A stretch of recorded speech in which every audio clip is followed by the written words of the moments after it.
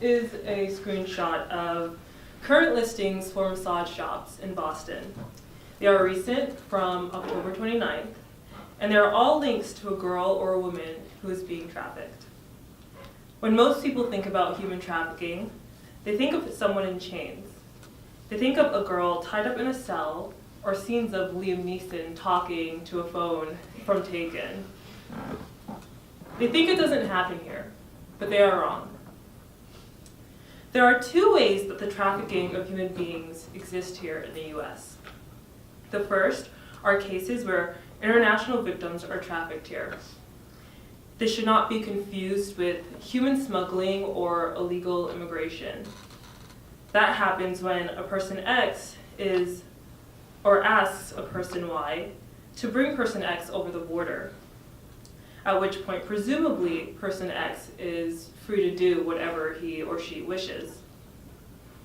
This scenario, however, can easily become human trafficking if person X loses their freedom and person Y forces them to do labor or commit sexual acts.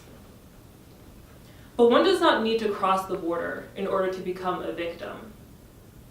There are just as many cases of domestic victims, US citizens, who are abused by other citizens for various means. I have met them.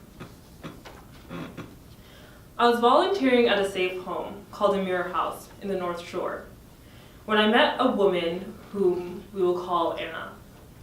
A safe home is an anonymous place where trafficked survivors get rehabilitated. Usually, there's only a small number of people in a home at a given time, about 7 or 6. When I was there, all of the women residing had been trafficked in the New England area. Therefore, our friend Anna was a true-born American. She had this gorgeous, dark red hair and bright smile with black, big-framed glasses that just hung off her nose. One day, the house went out to lunch at Olive Garden.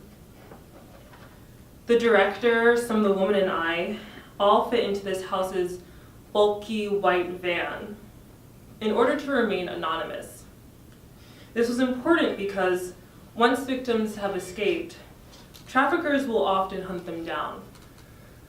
They stalk their communications, social media, and people they know. For the trafficker, losing a victim is losing their greatest commodity. Because you can sell a drug only once, but you can sell a person for a lifetime. So there I was, squeezed all the way in the back, with her on my left. She was telling me about how she had this membership at a gym for CrossFit. I was impressed. "You do CrossFit?" I asked. She laughed and said yes. It was how she was getting over the drug addiction her trafficker brought upon her. She still smoked cigs, but she saw this as a victory. You see, as these women get trafficked and abused, the only way for them to cope with the trauma is through these drugs. It would help them forget the pain. And she told me about them. Getting raped anywhere from 50 to 100 times a day. Their trafficker will provide the substances, encouraging the victim's dependency on him and deepening this Stockholm-like syndrome in the relationship that they have. So yes, there are US citizens that get trafficked. But even worse, there are children, girls and boys, straight and queer, who are exploited in the very same country that raised them. There are usually runaways, youth fleeing from physical and sexual abuse in intolerable home situations. After a week or so, they realize that they are running out of provisions. They do not have enough food or money to sustain themselves, let alone a warm bed to sleep in. They become more vulnerable than they already are. And this, my friends, is when the traffickers attack. They find the child who is quiet and isolated, and gradually gain their trust. But let's be honest, how hard is it to gain the trust of a 12-year-old? According to the Department of Homeland Security, that is the average age of entry of a child into sex trafficking. They are 11 to 14 years old, on average. The trafficker provides the child shelter, money, and eventually, what the child thinks is love. But it is a perverted kind of love, because soon the trafficker gains enough trust to convince the child to sell their bodies. They claim that the child needs to do it for us. They need to make more money. And if the child truly loves them, they would do it for them. With no one, no power, or nowhere else to go, they do. And one of the easiest ways it is done is like this. The greatest form of anonymity for selling things is found on the internet. Sites like Backpage.com and Craigslist are the optimal current for traffickers to protect their own identity. They can use fake names upon fake emails, and fake emails with fake phones. But the trafficker needs another layer of protection, something that doesn't scream sex trafficking. So what do? They set up a link supposedly guised as a massage, but ever so clearly alluding to something more. Erotic, sexy, busty, young girls. These are the words that you see here. It is public. It is not hidden. You could find it yourself. Do it tonight, I dare you. But maybe you believe in fake news. It is not a choice. No girl or boy grows up wanting to be a prostitute.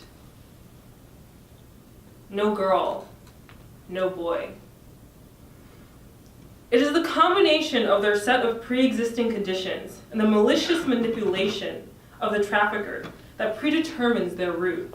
Because at the end of the day, the person who gets the money is not the child, but the trafficker, the one who has the true power in the relationship. According to federal law, the sex trafficking of children is illegal.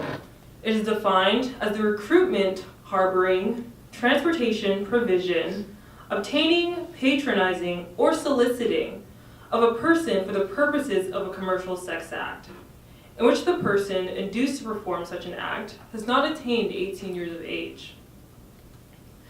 A problem occurs, though, when the child is found with the trafficker or buyer, and they are put in the hands of the police. Some law enforcement officers are not trained enough about human trafficking. Arrest these children with the charge of prostitution. With a stigma of choice and the grand oversight of how minors have no agency in sexual acts, officers were having these children convicted. In response, nonprofits and other legal agencies worked to have safe harbor laws created. Safe harbor laws are state-ordered law provisions established to prevent the criminalization of children on two bases. In simple terms, one, children would no longer be arrested, and two, children would be provided services for rehabilitation. But unfortunately, as of today, not all states have them. This is data aggregated from the National Council of Jewish Women. The states highlighted in red are places where child victims are at highest risk. These are the states that have no safe harbor laws at all. The states that are in orange are the ones that have safe harbor laws to rehabilitate victims, but do not guarantee immunity to criminalization. That means that the criminal arrests stay on their records. The effects of the lack of these laws are evident in the continual number of arrests for minors for prostitution. New York was the first state to enact safe harbor laws, which went into effect in 2010.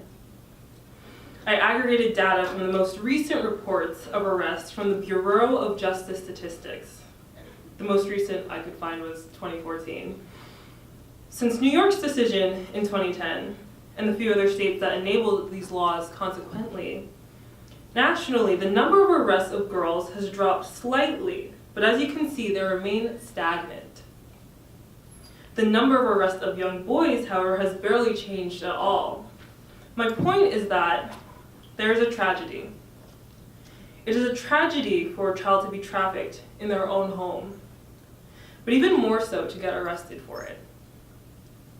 We can see that as a country, we have a long way to go. So what can we do? Number one, you can help you. Get educated and spread awareness. If police officers are still mistreating children for crimes that, according to law, children cannot commit, there's clearly a disparate gap between the law and those who enforce it. A third thing you can do is shop consciously. We did not have enough time to touch on it, but labor trafficking is just as big of a problem. And it is in some ways more tangible because we, the consumers, are the ones who fuel it. An article just came out 4 days ago about Zara factory workers in Turkey, sowing notes of cries of help for being unpaid. It was on some fashion news outlets like Allure, Refinery 21, and it was even on the Fox News. These sort of accusations have not just happened with Zara. H&M, Gap, and even Walmart have been perpetrators of this, accused, mainly because big businesses are rarely kept accountable by their consumers for their supply chain. Number two, you can help locally. There are many local organizations that you can donate to. A Mirror House, Bags of Hope, and My Life, My Choice are just a few that aim to expunge sex trafficking in Boston. If we go to a Mirror House's site, we can find their Amazon wish list. They have a variety of supplies on there that they need for the upkeep of their home and services for the women that live there. Doing that, you can see exactly where your donation is going. My Life, My Choice is a mentorship program where trafficking survivors lead at-risk youth. They focus on prevention, changing the girls' mindset, and giving them esteem while they are young so they don't run away and get manipulated by some trafficker's perverted version of love. Bags of Hope is a nonprofit founded by a survivor named Jasmine Marino, who was actually trafficked here in the Chestnut Hill area. I've met her, and she frequently comes to BC to talk about her experience with the anti-trafficking club on campus, REACT. She provides bags for women who may seem abused and working in the sex industry. In them are not only necessities like food and water, but also female hygiene products and cards to the human trafficking hotline. She is constantly needing donations. Finally, you can help your state. I would like for us all to take a minute to take out our phones, and you can type in this web address, tinyurl.com/y9bfaame.